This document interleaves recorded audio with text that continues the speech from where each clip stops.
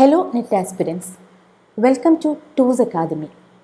Cracking UGC NET JRF exam is always a dream for many postgraduate students. During this current COVID pandemic situation, it would be difficult for many of you to attend offline coaching classes. Considering this difficulty, TOOS Academy is offering a new online coaching program for UGC NET JRF economics aspirants. The recorded classes, along with PDF notes, followed by live doubt clearing sessions and frequent mock tests, would definitely help you to prepare for the exam in a very systematic way. Moreover, there is a mobile application to record your performance every time. On the whole, this would be a great platform for you to prepare for the exam without any hurdle. Please contact to this number if you would like to join for this course. Having said this video will provide you a brief overview of the syllabus for UGC NET JRF Economics exam.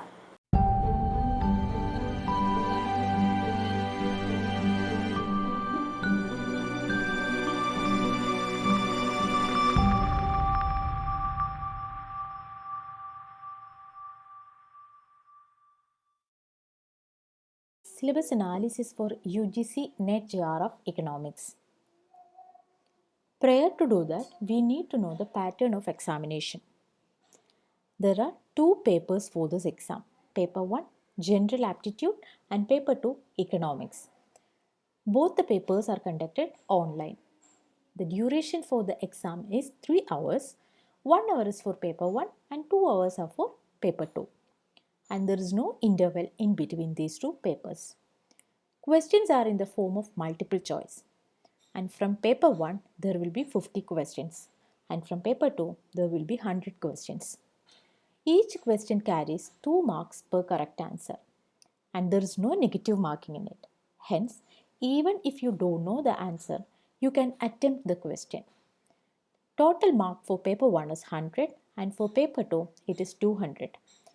Questions are available in both the languages English and Hindi.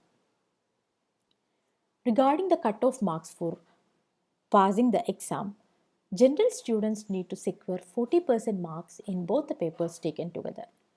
For students from OBC, SC and ST category, they need to get at least 35% marks in both the papers taken together.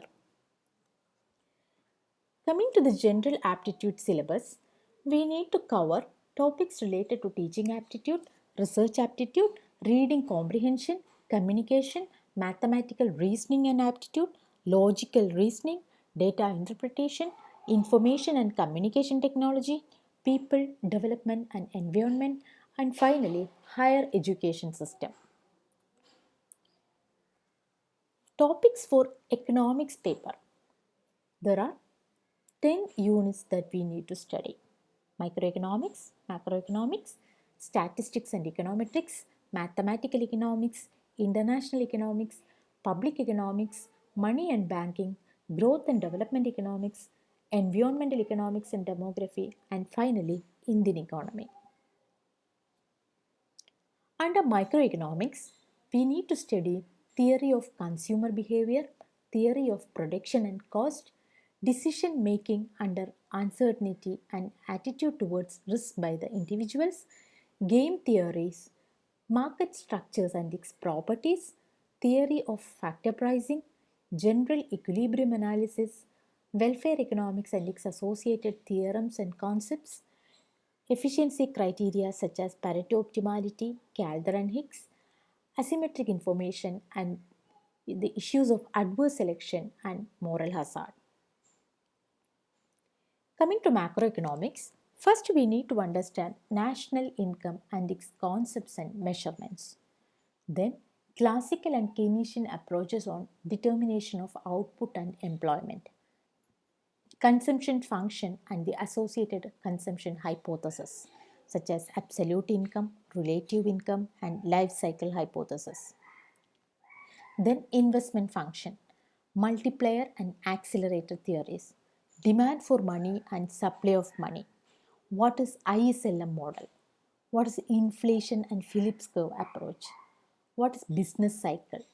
What are the monetary and fiscal policies?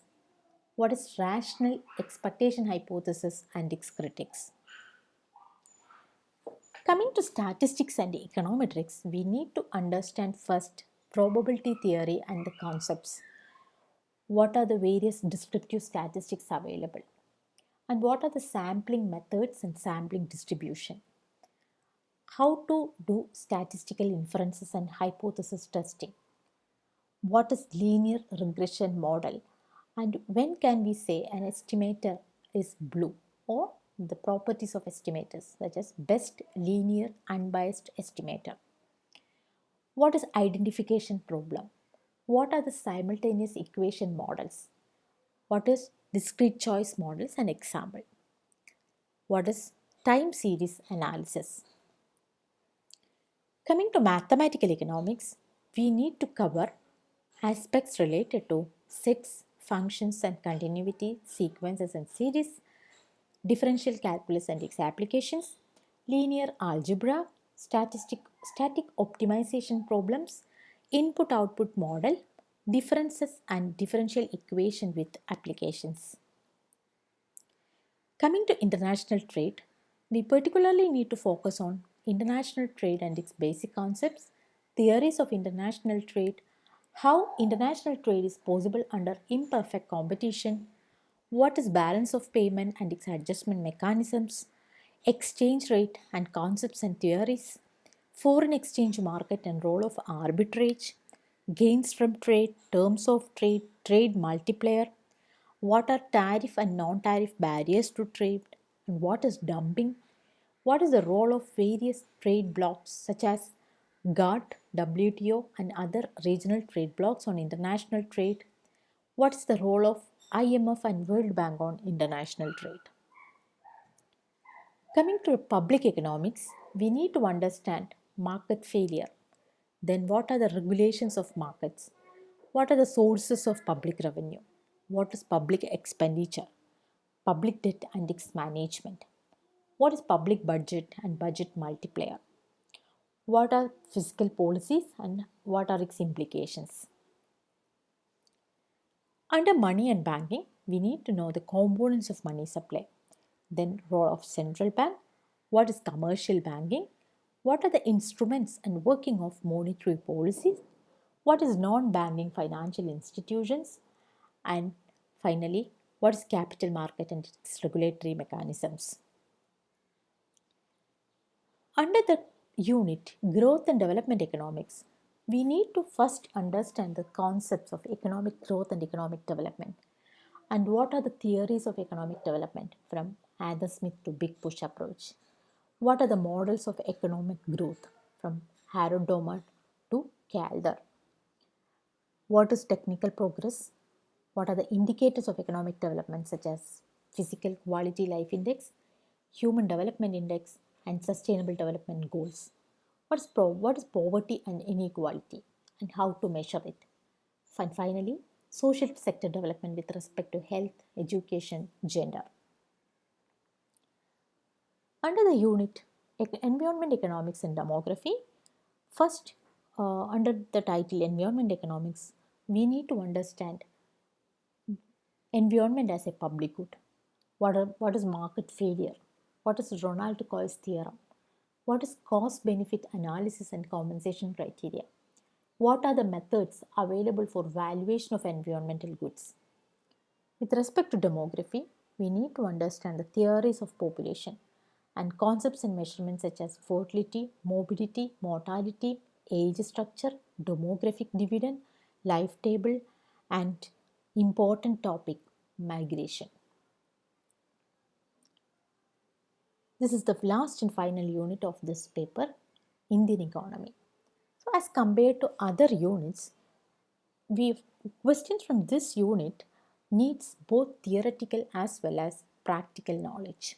So, current statistics are very much important or relevant for answering questions from this section, such as current statistics related to pattern and structure of economic growth in India, sectoral change with respect to agriculture, industry, services in the economy, then rural development and its issues, challenges, and policy responses, and urban development and its issues, challenges, and policy responses, role of foreign trade and its structure and dimension, infrastructure development in the country, what are the reforms that we have undertaken with respect to land, labor, and capital markets, what is center state financial relations and the role of finance commission in India, and finally poverty, inequality, and unemployment. So, in short, all the units are playing an important role for getting mark for this exam. So hence we need to be very careful and we need to understand each and every concepts in all the units thoroughly to answer all the multiple choice questions. Thank you.